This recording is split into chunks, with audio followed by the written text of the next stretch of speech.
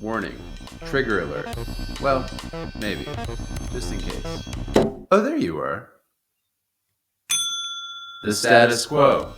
What is it and who's fighting it? Let's get into it. Many pride themselves on their commitment to challenging the status quo at large.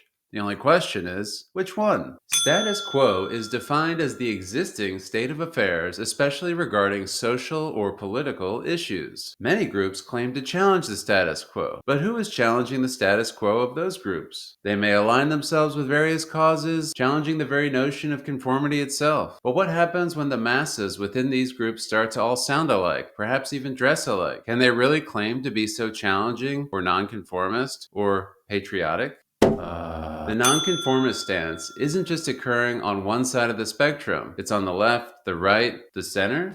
As social creatures, many of us humans have a fundamental need to fit in and belong. But what happens when that need for belonging starts to overshadow the best interests of their community or humanity at large? We've all noticed with the continued rise of polarization in our society, many are immune to hearing the opinions of those outside the comfort zone of their chosen group.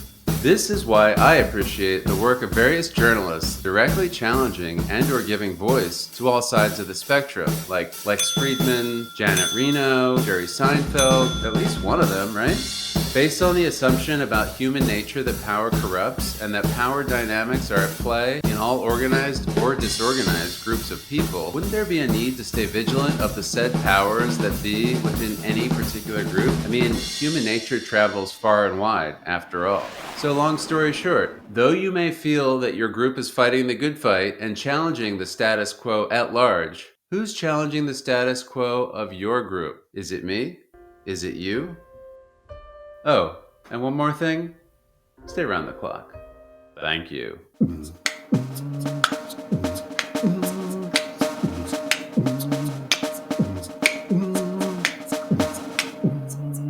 Thank you.